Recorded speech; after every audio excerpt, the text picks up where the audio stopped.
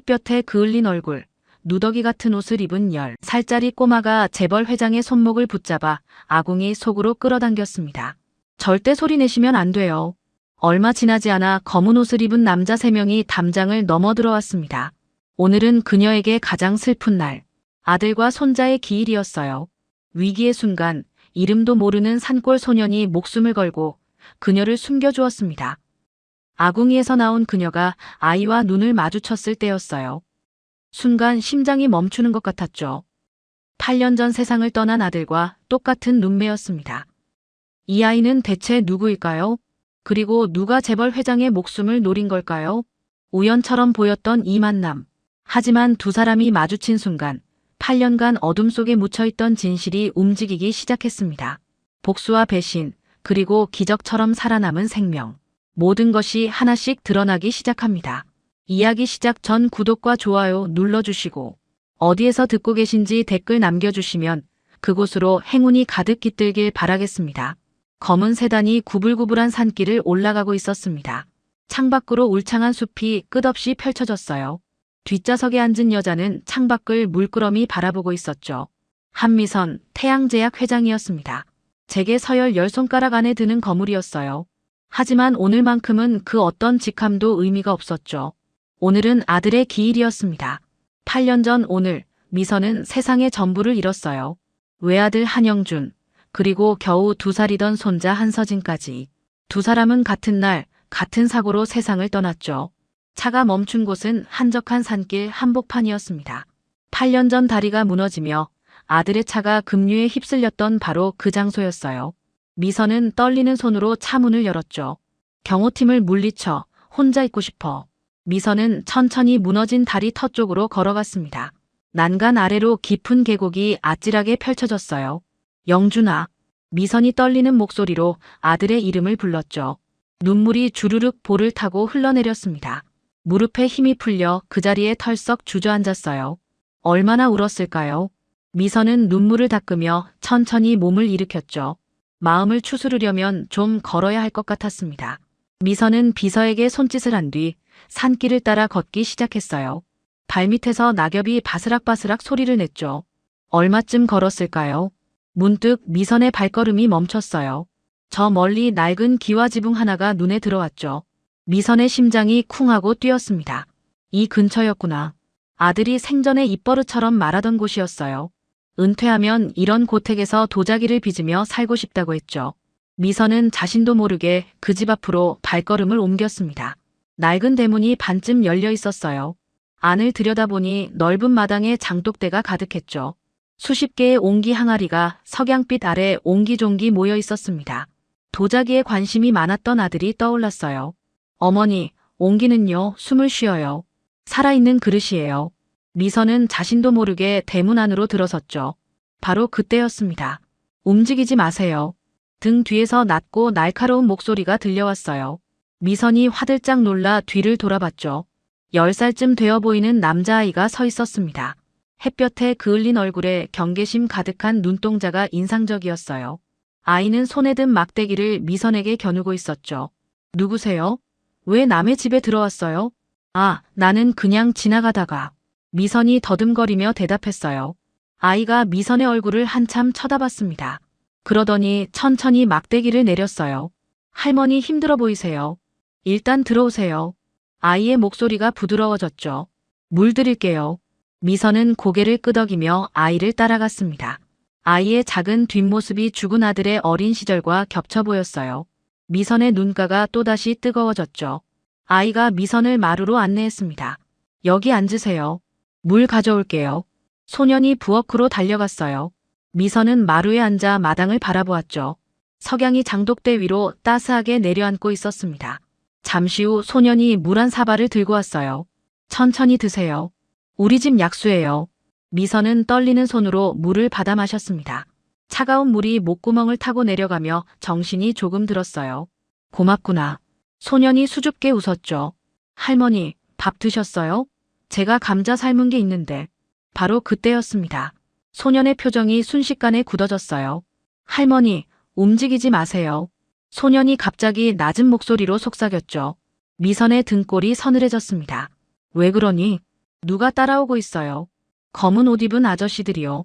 소년의 목소리가 더욱 낮아졌어요. 셋이에요. 지금 대문 쪽에 있어요. 미선의 심장이 쿵쿵 뛰기 시작했습니다. 소년이 미선의 손목을 덥석 잡았죠. 저를 따라오세요. 빨리요. 소년은 미선을 이끌고 부엌으로 들어갔습니다. 부엌 한쪽에 커다란 아궁이가 있었어요. 아궁이 안에 숨으세요. 빨리요. 미선은 망설일 틈도 없었습니다. 소년의 다급한 눈빛이 모든 걸 말해주고 있었어요. 미선은 이를 악물고 아궁이 속으로 몸을 밀어넣었죠. 좁고 어두운 공간이었습니다.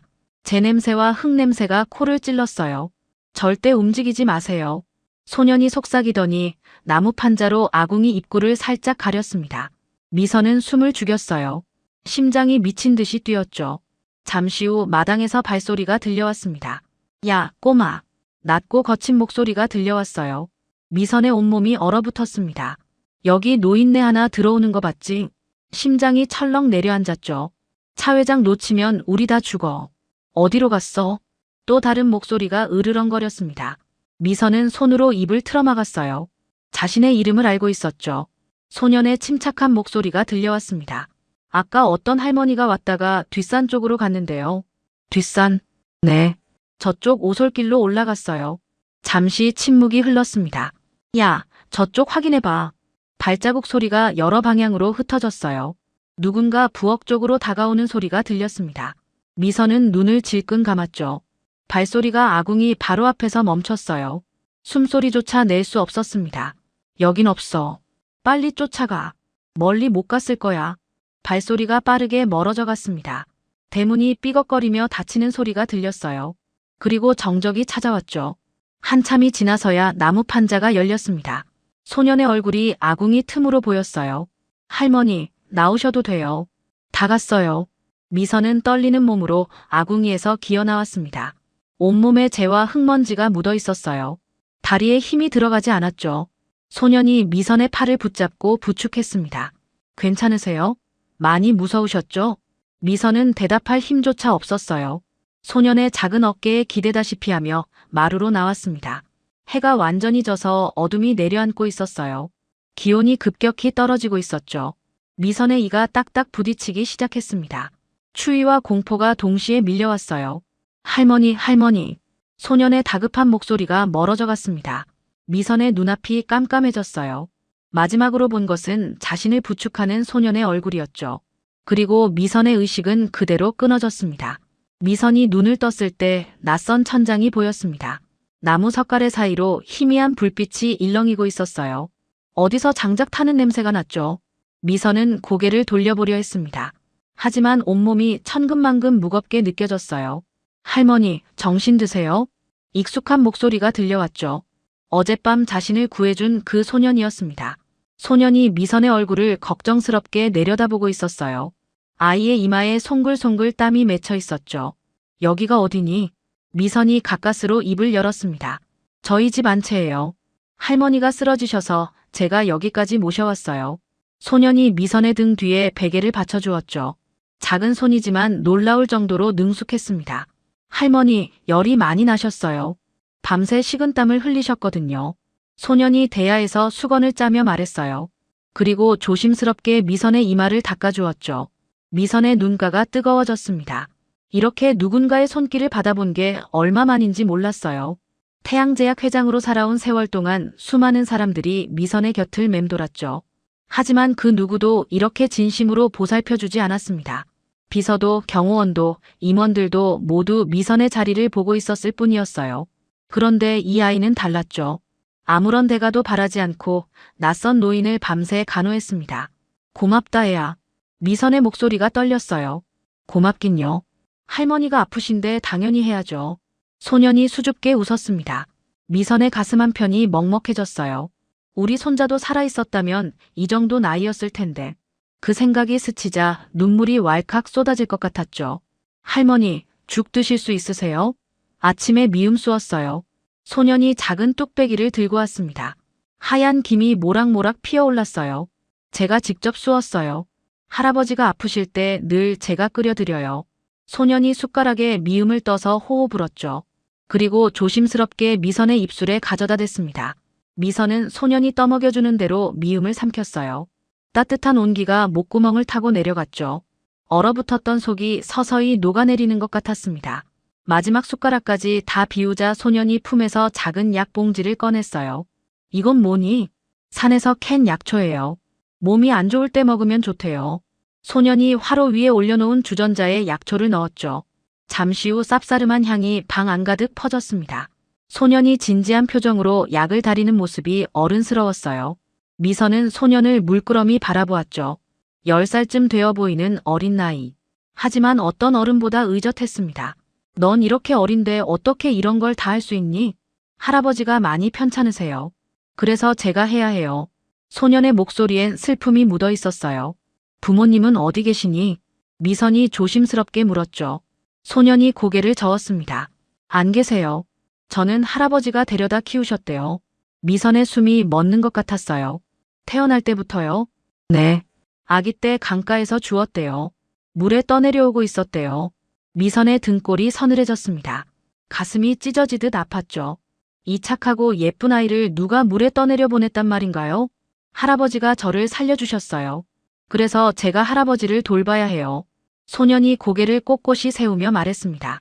어린 눈동자에 단단한 결의가 담겨 있었어요. 잠시 후 소년이 달인 약초물을 사발에 담아왔죠. 할머니, 이거 드세요. 많이 쓰지만 몸에 좋아요.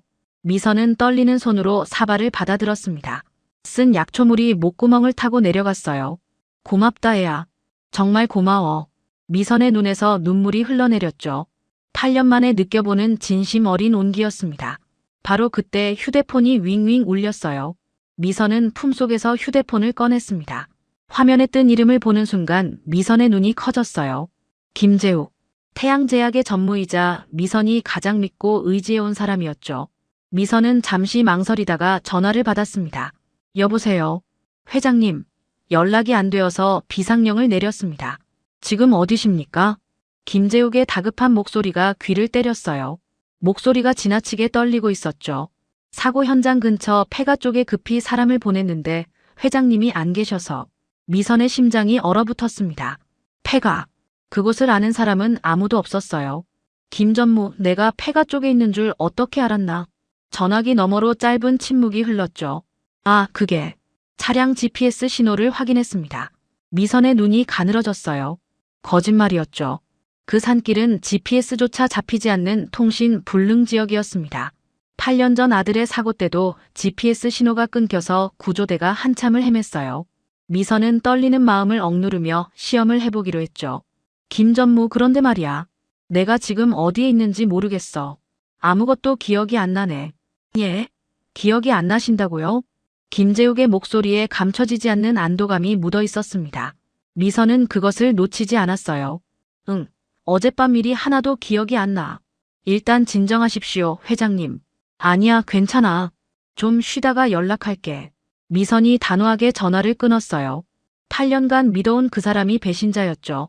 미선은 이를 악물고 눈물을 삼켰습니다. 김재욱은 자신이 기억을 잃은 줄 알고 있죠. 그 틈을 이용해야 했습니다. 당분간 여기 있어도 될까? 미선이 소년에게 조심스럽게 물었어요. 네, 괜찮아요. 할아버지도 곧 오실 거예요.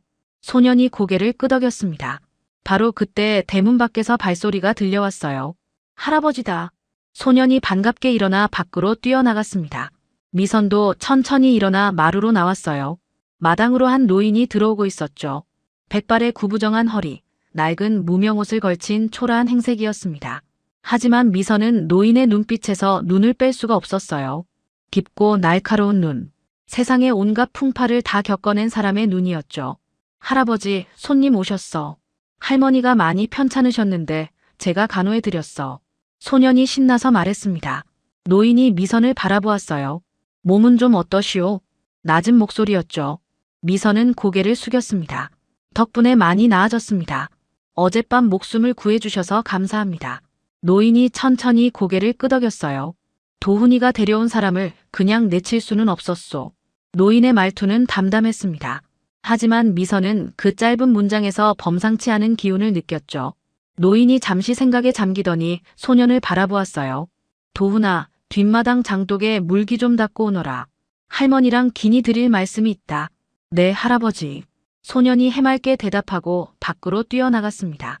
아이의 발소리가 점점 멀어졌어요. 정적이 흘렀죠. 노인이 화로 앞에 앉았습니다. 그리고 오래된 주전자에 물을 올리더니 차잎을 꺼냈어요. 미선은 노인의 손놀림을 지켜보았죠. 차잎을 다루는 솜씨가 예사롭지 않았습니다. 물의 온도를 가늠하고 차를 우리는 시간을 재는 모습. 오랜 세월 몸에 밴 숙련된 동작이었어요. 노인이 천천히 입을 열었습니다. 8년 전이요. 이 아이를 강가에서 주운 게. 미선의 심장이 쿵 내려앉았어요. 물에 떠내려오고 있었지. 겨우 숨만 붙어 있더군. 노인이 차를 따르며 말을 이었죠. 목에 이상한 회중시계가 걸려 있었소. 미선의 손이 부들부들 떨리기 시작했습니다. 회중시계. 그 단어가 머릿속에서 폭탄처럼 터졌어요. 노인이 미선을 똑바로 바라보았습니다. 금빛 시계였소. 뒷면에 뭔가 새겨져 있던데 오래되어 읽을 수가 없더군. 미선의 눈에서 눈물이 주르륵 흘러내렸죠. 8년 전 강가에서 주운 아이. 목에 걸린 회중시계. 미선의 가슴 속에서 희망이 싹트기 시작했습니다. 설마 그럴 리가. 하지만 확인해야 했어요. 그 시계를 볼 수 있을까요? 미선이 떨리는 목소리로 물었죠. 노인이 고개를 끄덕였습니다. 도훈이가 보물처럼 간직하고 있소. 곧 보여줄 거요. 미선의 심장이 미친 듯이 뛰기 시작했습니다. 잠시 후 소년이 마당에서 돌아왔습니다. 할아버지, 다 닦았어요. 소년이 환하게 웃으며 말했죠. 조만석이 고개를 끄덕였어요. 도훈아, 할머니께 내 보물 좀 보여드려라. 보물요? 소년의 눈이 반짝였습니다. 네. 소년이 방 안으로 달려갔어요. 낡은 나무 괴짝 앞에 쪼그려 앉더니 조심스럽게 뚜껑을 열었죠. 소년이 두 손으로 소중하게 무언가를 꺼내 들었습니다. 짜잔! 이거예요. 소년이 자랑스러운 표정으로 내밀었어요. 미선은 무심코 그것을 바라보았죠. 그리고 다음 순간 심장이 멎는 것 같았습니다. 회중시계였어요. 금빛 테두리에 녹이 슬어 있었죠. 유리덮개는 금이 가 있었습니다. 시계 바늘은 오래전에 멈춰 있었어요. 미선의 손이 부들부들 떨리기 시작했죠. 이 시계 어디선가 본 것 같았습니다. 아니, 본 적이 있었어요. 분명히 알고 있는 시계였죠. 그거 할머니가 볼 수 있을까? 목소리가 제대로 나오지 않았습니다. 목구멍이 꽉 막힌 것 같았어요. 네. 소년이 시계를 조심스럽게 건넸죠. 미선은 떨리는 손으로 시계를 받아들었습니다. 8년의 세월이 고스란히 느껴졌어요. 녹이 슬고 때가 끼고 금이 간 시계. 하지만 미선에게는 너무나 익숙한 모양이었죠. 미선은 시계를 뒤집었습니다. 뒷면에 뭔가 새겨져 있는 것 같았어요. 하지만 오랜 세월 동안 때가 끼어 글씨가 보이지 않았죠. 녹과 먼지가 각인 사이사이에 박혀 있었습니다. 미선은 옷소매로 시계 뒷면을 거칠게 문질렀어요. 한 번, 두 번, 세 번. 녹슨 때가 조금씩 벗겨지기 시작했죠. 그리고 글씨가 드러났습니다. 서진아, 할머니 시간은 너와 함께한다. 미선의 눈이 휘둥그레졌습니다. 심장이 미친 듯이 뛰기 시작했어요. 이 시계. 8년 전 손자에게 선물했던 바로 그 시계였죠. 세상에 단 하나뿐인 한정판이었습니다. 스위스의 유명 장인이 직접 만든 것이었어요. 미선이 직접 주문해서 각인까지 새겨 넣었죠. 이건 미선의 입에서 말이 나오지 않았습니다. 손이 심하게 떨렸어요. 할머니, 괜찮으세요? 왜 그래요? 소년이 걱정스러운 눈으로 물었죠. 미선은 소년을 물끄러미 바라보았습니다. 그리고 소년의 손목을 조심스럽게 잡았어요. 소매를 살짝 걷어 올렸죠. 손목 안쪽에 뭔가가 있었습니다. 작은 점 3개가 삼각형 모양으로 박혀 있었어요. 미선의 심장이 멈추는 것 같았습니다. 그 점, 금강 가문 대대로 내려오는 유전적 특징이었죠. 미선 자신에게도 같은 점이 있었어요. 죽은 아들 한영준에게도 똑같은 위치에 있었죠. 손자 한서진에게도 분명히 있었습니다. 미선은 벌떡 일어나 소년을 꼭 껴안았어요. 너는. 미선의 목소리가 떨렸죠. 서진아, 내 손자 한서진. 미선의 눈에서 눈물이 폭포처럼 쏟아졌습니다. 하지만 소리를 지를 수 없었어요. 밖에 듣는 사람이 있을 수 있었죠. 큰 소리를 내면 위험했습니다. 미선은 소년을 와락 끌어안았어요. 그리고 입을 틀어막으며 소리 없이 통곡했죠. 어깨가 미친 듯이 흔들렸습니다.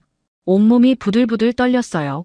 8년간 꾹꾹 눌러왔던 슬픔이 터져나왔죠. 빈관 앞에서 울었던 그 많은 밤들이 떠올랐습니다. 서진아, 내 강아지. 살아있었구나. 미선이 떨리는 목소리로 속삭였어요. 소녀는 영문을 모른 채 미선의 품에 안겨 있었습니다. 하지만 소녀는 가만히 미선의 등을 토닥여 주었어요. 할머니, 울지 마세요. 제가 있잖아요. 그 말에 미선은 더 크게 울었죠. 조만석이 그 모습을 물끄러미 바라보고 있었습니다. 노인의 눈가도 촉촉이 젖어 있었어요. 얼마나 시간이 흘렀을까요? 미선은 가까스로 눈물을 멈추었습니다. 소년의 얼굴을 두 손으로 감싸 쥐었어요. 도훈아, 이 시계 정말 멋지다. 절대 잃어버리면 안 돼. 알겠지? 소년이 고개를 끄덕였습니다. 그럼요. 이건 제 보물인걸요. 미선은 소년의 머리를 쓰다듬었어요. 이 아이를 무슨 일이 있어도 지켜내야 했죠. 미선의 눈빛이 단단하게 굳어졌습니다. 이제 복수의 의미가 달라졌어요. 태양제약의 적통 후계자인 이 아이를 지켜내야 했죠. 김재욱에게 빼앗긴 제국을 이 아이에게 되찾아 주어야 했습니다. 조만석이 천천히 입을 열었어요. 이제 아셨겠소, 차 회장. 미선이 고개를 끄덕였죠. 백 선생님, 제발 도와주십시오. 미선의 목소리가 떨렸습니다. 조만석이 천천히 고개를 끄덕였습니다. 알고 있었소, 차 회장. 미선의 눈이 커졌어요. 시계에 새겨진 이름을 봤지. 8년 전부터 알고 있었소. 그럼 왜 저를 찾지 않으셨습니까? 이유가 있었소. 그 사고가 단순한 사고가 아니었기 때문이요. 미선의 온몸이 얼어붙었습니다. 당신 아들 차가 떨어진 그 다리는 원래 튼튼했소. 누군가 일부러 약화시킨 거지. 조만석의 눈빛이 차갑게 가라앉았어요. 그리고 사고 직후 수상한 자들이 이 산을 뒤졌소. 아이를 찾는 것 같았지. 나는 아이를 숨겼소. 미선의 눈에서 눈물이 흘러내렸죠. 백 선생님. 미선이 조만석 앞에 무릎을 꿇었습니다. 제 손자를 8년이나 살려준 은혜는 죽어서도 잊지 않겠습니다. 제발 이 아이를 위해 힘을 빌려주십시오. 조만석이 소년을 바라보았어요. 8년 동안 손주처럼 키워온 아이. 조만석의 눈빛이 순식간에 차갑게 가라앉았습니다. 일어나시오, 차 회장. 내 손주 눈에 눈물 나게 한 놈은 내 방식대로 처리해야지.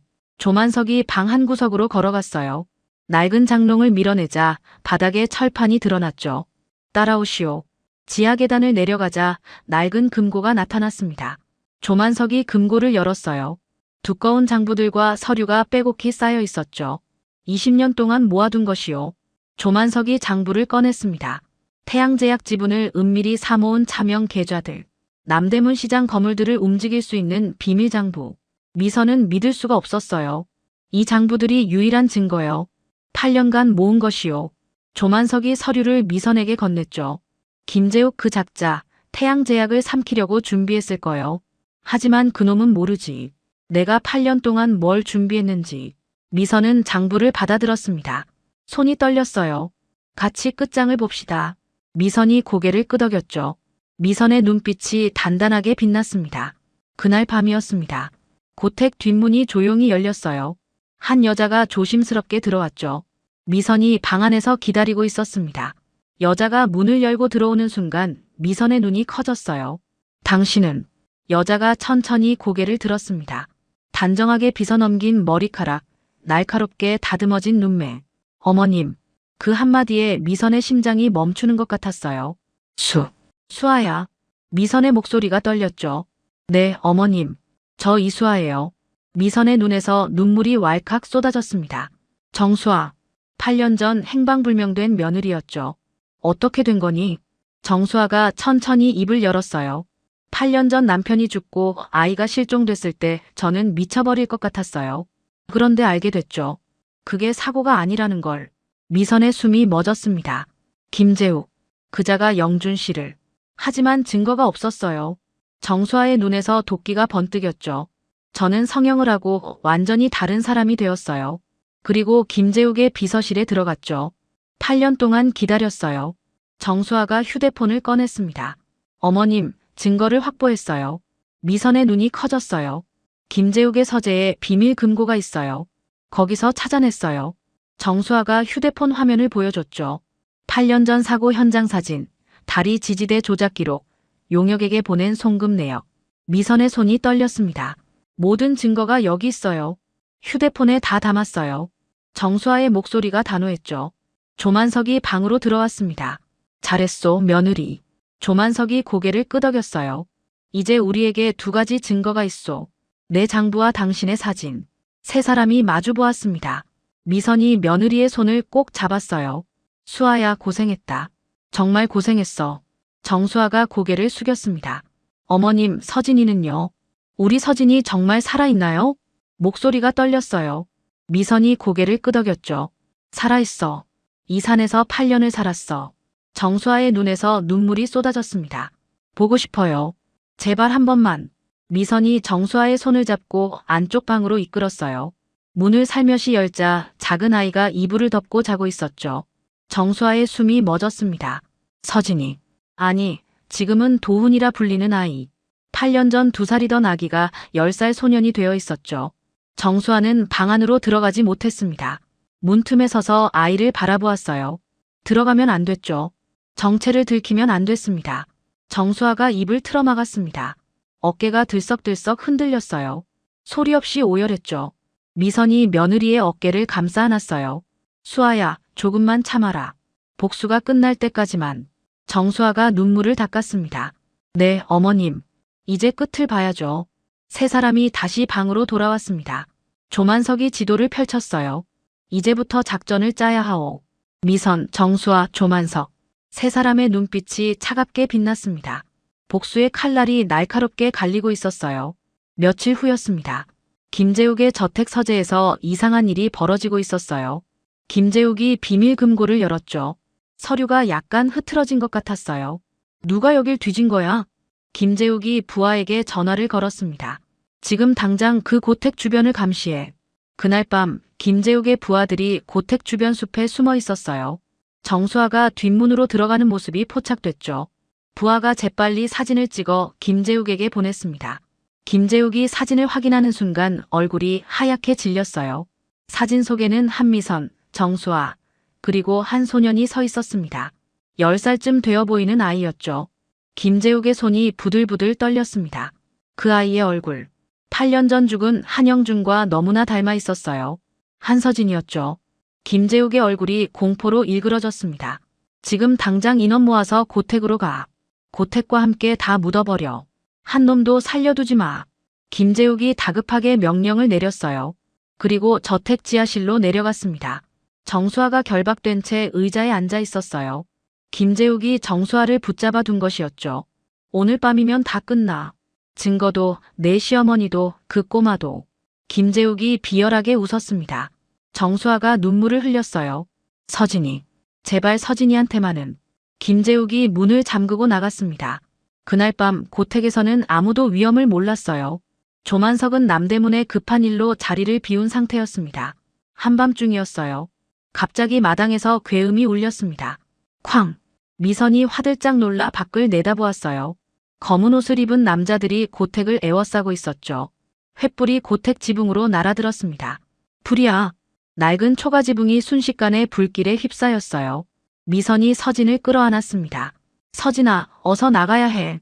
하지만 사방이 막혀 있었어요. 불길이 점점 번져갔습니다. 쿵쿵쿵. 무거운 기계 소리가 들려왔어요. 포클레인이었습니다.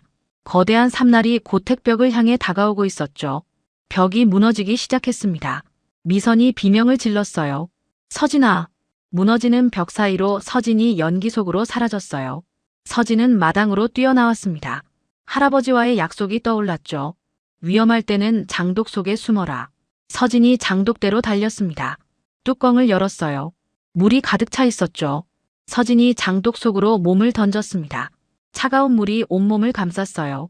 조만석은 산길을 미친 듯이 달리고 있었습니다. 산 쪽 하늘이 빨갛게 물들어 있었어요. 서진아. 조만석이 포효했죠. 고택 대문이 보였습니다. 조만석은 브레이크를 밟지 않았어요.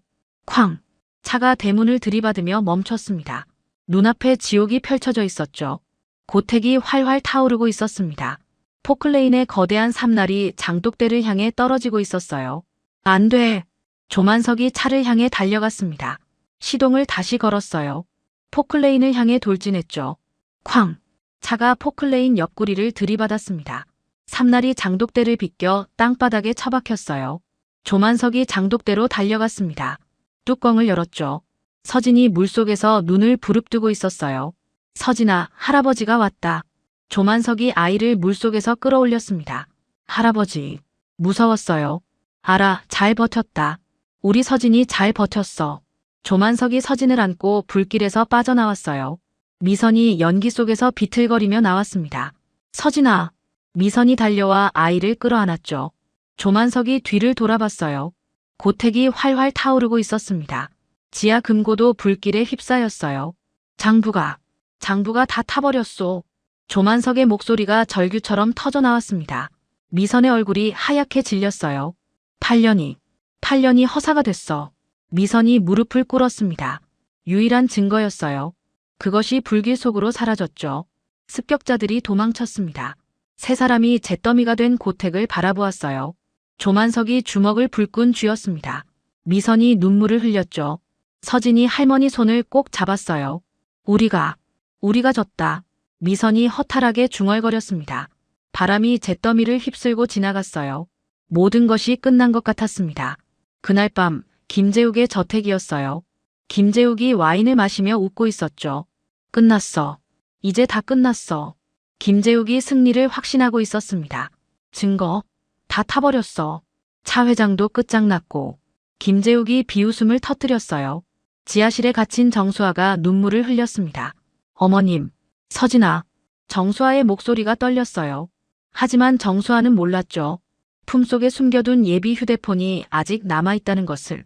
그리고 조만석이 남대문 금고에 사본을 보관해뒀다는 것을. 아직 전쟁은 끝나지 않았습니다. 며칠 후 김재욱의 저택이었습니다. 김재욱이 와인을 마시며 웃고 있었어요. 끝났어. 이제 다 끝났어. 김재욱이 승리를 확신하고 있었죠. 증거 다 타버렸어. 차 회장도 끝장났고. 김재욱이 비웃음을 터뜨렸습니다. 지하실에 갇혀있던 정수아도 풀려났어요. 김재욱은 정수아를 내쫓았죠. 이제 넌 쓸모없어. 꺼져. 정수아가 비틀거리며 저택을 빠져나왔습니다. 하지만 정수아의 눈빛은 죽지 않았어요. 그날 태양제약 이사회가 열렸습니다. 김재욱이 단상에 올랐어요. 회장님께서 치매로 경영 능력을 상실하셨습니다. 저 김재욱이 새로운 회장직을. 바로 그때였습니다. 쾅! 회의실 문이 박차고 열렸어요. 모든 시선이 입구로 향했습니다. 그곳에 한 여자가 서 있었어요. 화려한 검은색 정장, 은빛 머리카락이 단정하게 빗어져 있었죠. 한미선이었습니다. 이전의 카리스마 그대로 서늘한 기운이 온몸에서 뿜어져 나왔어요. 이사들의 얼굴이 하얗게 질렸습니다. 차 회장님. 김재욱의 얼굴이 일그러졌어요. 누가 이 회사의 주인도 없이 회장을 뽑는다는 건가? 미선의 목소리가 차갑게 울렸죠. 김재욱이 뒤로 물러섰습니다. 회장님, 어떻게? 증거는 다. 미선이 천천히 단상으로 걸어갔어요. 김전무, 내가 언제 치매에 걸렸다고 했나? 김재욱의 입이 떡 벌어졌습니다. 바로 그때 문이 다시 열렸어요. 정수아가 들어왔습니다. 김재욱, 증거 여기다 있어요. 정수아가 태블릿을 들어올렸죠. 김재욱이 경악했습니다. 그럴 리 없어. 분명 금고를 다 확인했는데 휴대폰 클라우드에 백업했거든요. 예비 휴대폰으로요. 정수아가 차갑게 웃었습니다. 8년 전 사고 현장 사진, 다리 지지대 조작 기록, 용역 송금 내역. 다 여기 있어요. 스크린에 증거 사진들이 하나씩 떠올랐습니다. 이사들이 경악했어요. 그리고 문이 또 열렸습니다. 조만석이 들어왔어요. 장부 원본은 탔지만 조만석이 서류 뭉치를 내밀었습니다. 사본은 남대문 금고에 보관했소. 20년 전부터 말이오. 김재욱의 다리가 후들거렸습니다. 2중 3중 장치였소. 김전무, 자네가 날 얕잡아봤어. 조만석이 서늘하게 웃었죠. 김재욱이 바닥에 주저앉았어요. 안 돼. 이럴 수 없어. 미선이 김재욱 앞에 섰습니다. 김재욱 8년 전 내가 우리한테 뭐라고 했지? 김재욱이 떨리는 눈으로 미선을 올려다봤어요. 이제 너희는 끝이야. 오늘 내가 그 말을 듣게 될 줄은 몰랐겠지. 미선이 차갑게 미소 지었습니다. 경찰들이 회의실로 들어왔어요. 김재욱 씨, 살인교사, 방화, 횡령 혐의로 체포합니다. 김재욱이 수갑을 찼습니다. 끌려나가면서 김재욱이 뒤를 돌아봤어요. 한미선, 두고 봐. 하지만 아무도 그를 돌아보지 않았습니다. 문이 닫혔어요. 미선이 회장석에 앉았습니다. 오늘 중요한 발표가 있습니다. 미선이 입구를 바라보았어요. 문이 열렸습니다. 한 소년이 들어왔어요. 단정한 검은색 정장을 입고 있었죠. 소년이 회의실 안으로 걸어 들어왔습니다. 이사들의 눈이 휘둥그레졌어요. 소개하겠습니다. 제 손자 한서진입니다. 회의실이 술렁였습니다. 오늘부로 이 아이가 태양제약의 유일한 후계자임을 선포합니다. 미선의 목소리가 회의실을 가득 채웠어요. 이에 있는 분, 아무도 대답하지 못했습니다. 없네요. 미선이 서진의 손을 잡았어요. 서진아, 인사해라. 한서진입니다. 잘 부탁드립니다. 소년의 목소리가 또렷하게 울렸어요. 며칠 후 법정이었습니다. 피고인 김재욱 무기징역을 선고한다. 판사의 목소리가 엄숙하게 울렸어요. 김재욱의 얼굴이 하얗게 질렸습니다. 법정 경위들이 김재욱을 끌고 나갔죠. 방청석에 미선과 정수아가 앉아 있었습니다. 끝났다, 수아야. 미선이 며느리의 손을 꼭 잡았어요. 8년이 걸렸지만 드디어 끝났어. 정수아가 눈물을 흘렸습니다. 여보, 보고 있어요? 당신 원수 갚았어요. 1년 후 묘소 앞이었습니다. 미선, 정수아, 서진, 조만석이 나란히 서 있었어요. 정수아가 꽃다발을 놓았습니다. 여보, 왔어요. 서진이가 많이 컸어요. 서진이 묘비 앞에 섰습니다. 아빠, 저 아빠처럼 될게요. 아빠가 자랑스러워할 수 있는 아들이 될게요. 미선이 손자의 어깨를 감싸 안았어요. 영준아, 내 아들. 엄마가 내 아들 잘 지켜줄게. 조만석이 뒤에서 그 모습을 지켜보고 있었습니다. 노인이 미소를 지었어요. 바람이 불었습니다. 나뭇잎이 살랑살랑 흔들렸죠. 마치 한영준이 대답하는 것 같았습니다. 괜찮아. 고마워. 잘 살아. 미선이 하늘을 올려다보았어요. 영준아, 보고 있니? 우리가 이겼다. 구름 사이로 햇살이 밝게 빛났습니다. 네 사람이 묘소를 떠났어요. 새로운 태양이 떠오르고 있었습니다.